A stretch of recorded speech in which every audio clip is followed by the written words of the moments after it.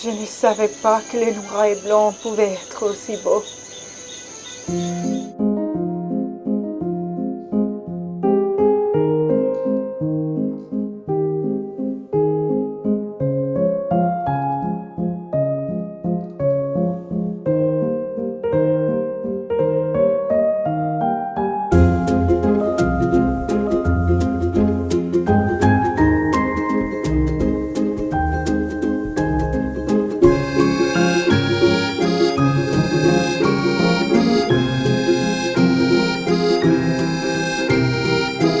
Okay. Hello, I'm James, and I have a channel on YouTube called Snappiness. So you reached out to me and said, hey, do you want to try this beautiful Pentax K5II, which you had monochrome converted. And as I was just saying, I have never shot a monochrome camera. And I've honestly, when you reached out, I was like, oh, I'm really intrigued, but I'm also like really worried that I'm not going to like it and that I won't be good at it. I was a little bit worried about that too. Welcome back to 1 Month 2 Cameras. I'm Allie, and you are in my bathroom, or one of the bathrooms in my house, because I'm simply running out of space to film or house my cameras. Today we're going to do things quite different than any of my other reviews. This will be less of a review of the Pentax K5II, which you just saw James at Snappiness very generously loaned me, and more of a conversation around monochrome and what it's like to shoot a monochrome converted camera. First, some really quick high-level specs just to cover it. This is a Pentax K5II from 2012. It is 16.3 megapixels. Video is in here. I mean, it's not amazing video, but the upfront clip was shot on the K5II, so if you monochrome convert, can shoot, and it's in black and white, of course. It's also got the brilliant ergonomics of all Pentax cameras. So if you've shot any other body, you will know and love this one as well. Deep grip, buttons for everything, weather sealing, all the great bells and whistles. I will defer to James's video on the K5IIS, which is the same camera without the anti-aliasing filter, over on his channel. So link above and go check that out. But now let's get back to the conversation and talk about how this K5II became the K5IIM. I had this idea a long time ago of eventually monochrome converting a Pentax camera, but if you've ever Googled how to do that yourself, I don't know if you got into that, but... You are very DIY, which I think is so cool, like the mounts you've done and... I'm like comfortable with a certain amount of electronic stuff and DIY stuff, but if you look into it, which I'm sure some people have as well, it is wild what you have to do. So the color filter array that's on top of your sensor is it's like chemically added. It's not right, because I was thinking of it as like infrared, where it's like a glass filter that you take off and maybe there's some adhesive, but no, it's this thing so you can kind of scrape it, but then you add some chemical solutions as well. But the people who figured out what chemical solutions are never tell other people what they are. It's like trade secret. Anyway, so I actually got a little loaner camera. It was just a busted up Pentax, and I thought, okay, I'll try my hand at this. And I broke the camera just trying to get to the sensor. So I was like, okay, that's it. And I knew that maybe I could do it, but it would take like 10 or so broken cameras. So to me, that would be the cost of just getting one anyway. So yeah. Then this guy on Pentax forums has started monochrome converting cameras. Anyway, so I had my 2S, and I was like, oh, I'll give it to you. But he's in Lithuania, so to ship it to him and then ship it back, it was just kind of expensive. So he sourced the K5II. Oh. And the K5II and the K5IIS are essentially the same camera, but the K5IIS has no anti-aliasing filter. But when he went in to do monochrome conversion, he took that off as well. Does monochrome converting the camera lead to any disabling of functions? Like I can't see sometimes when I'm in manual exposure, normally you get the bar left or right if you're over or underexposed. Does that disable that, or was that just my user error? That's an interesting question, how it affects the metering. Did you shoot it in like aperture priority or? Yeah, that's normally what I shoot it in. So I actually reached out to AJ Leisure, whose real name I don't actually know, but he is the gentleman in Lithuania who converted this Pentax K5II. And I asked him if the conversion would lead to any disabling of functions on the camera. And what he told me was that it wouldn't. The only thing it would disable, and it's only on certain models of Pentax, is the shake reduction functionality.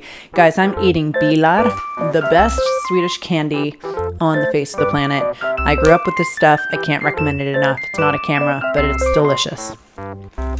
Okay. So it could disable the anti-shake function, but it wouldn't disable the metering EV bar. So it must have been user error or something is up with the camera. But that was my experience shooting it. I couldn't really see what I was doing in manual mode.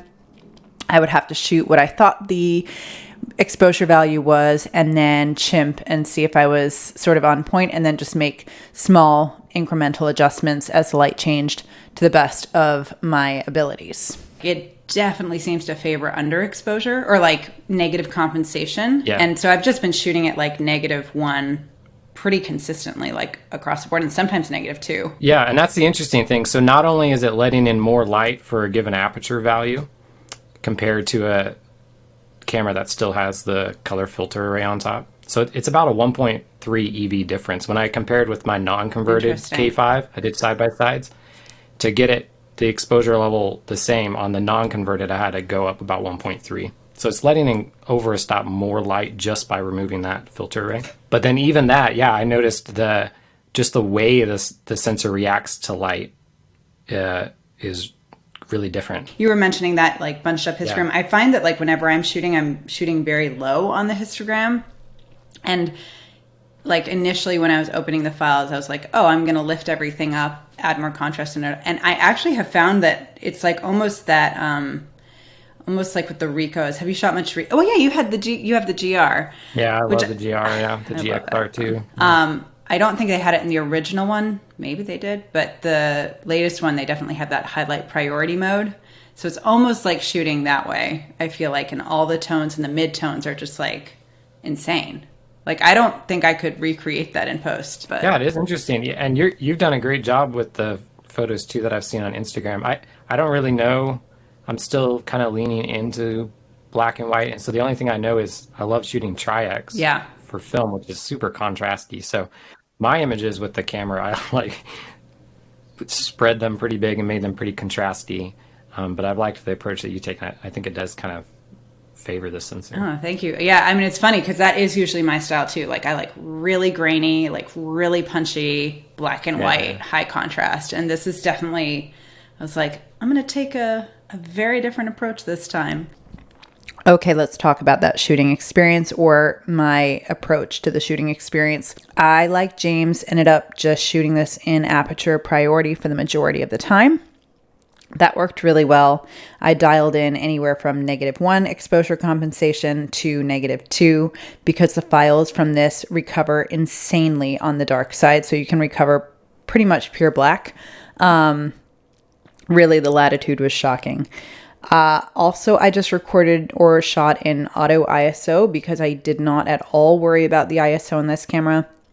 The ISO is pretty solid to begin with, but the fact that you've removed that CFA, that color filter array, just allows more light to come in. So you're automatically staying on the lower end of the ISO range.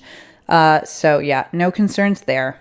In terms of lenses, the lenses that I was using mostly were my Pentax limited zoom, which is the 20 to 40 millimeter limited. Great zoom. Seems like a very bizarre focal range, and it is, but it works really well. It's essentially like a 35 to 50 millimeter range. That's not exact, but you know, roughly. And then I was also using my 31 millimeter limited prime, which is roughly 45 millimeters and 35 millimeter equivalent, and my 43 millimeter limited, which is about a 65, I think. I honestly can't even remember, but I love those lenses. They are just, the focal lengths are a little bit off in terms of your standard, 35, 50, whatever. So it's just a little bit more dynamic, a little more interesting, and frankly, a little more challenging. And then in terms of workflow, these cameras, if monochrome converted, have to be shot in RAW because the JPEGs are looking for that color information off the color filter array. So it's grabbing for RGBs that don't exist. And it just looks whack. So you're going to want to shoot in RAW. And then you're going to need some kind of conversion software. So I used Monochrome to DNG. It's a $25 software. It basically, you import all of your files there and you direct where you want to spit out the files after converted. And it does all the things that it needs to do in terms of demosaicing and all these things that are very technical. I will link down below information around this because it's actually very interesting, but I'm not going to pretend to be an expert on it. So go there for more info.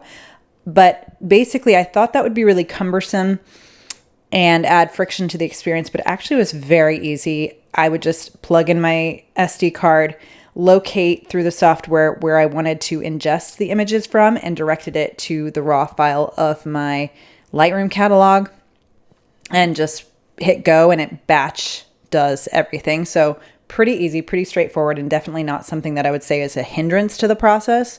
And then from there, I would open them up in Lightroom, and they were just about perfect. Like, I really didn't feel the need to do anything to them, which is very rare. Yeah, so pretty awesome.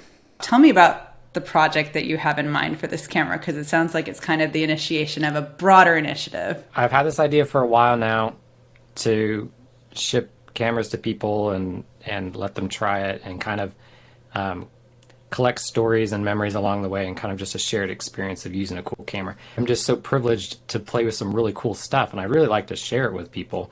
But I couldn't, I went through all these iterations in my head of like some sort of like rental service, but I would just really use the service to like collect your driver's license so I wouldn't get stolen and so I could have insurance on it. But it was really complicated. So instead, what I'm doing is I'm offering it as like a membership perk. And then I'm just assuming that if you join that membership that you're not a thief.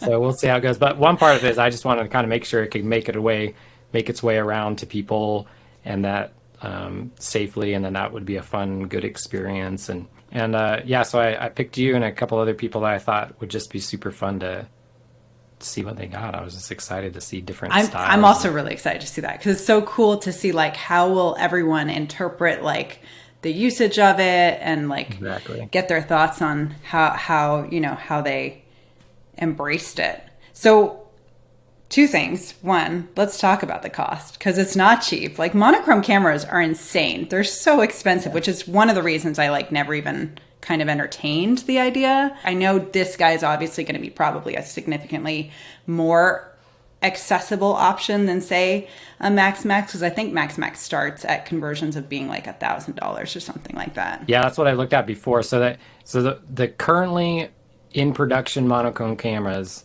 I think is just the Leica Q2 monochrome, maybe. And the M10 and M10. So then the next thing, right, is these professional conversion services, which when I looked at them, the ones I had found only do certain cameras. They're like, we do Sony. So you're kind of stuck like with that camera. And then those, once they're already converted, start at like $2,000 or I don't know, $1,000 to convert your camera.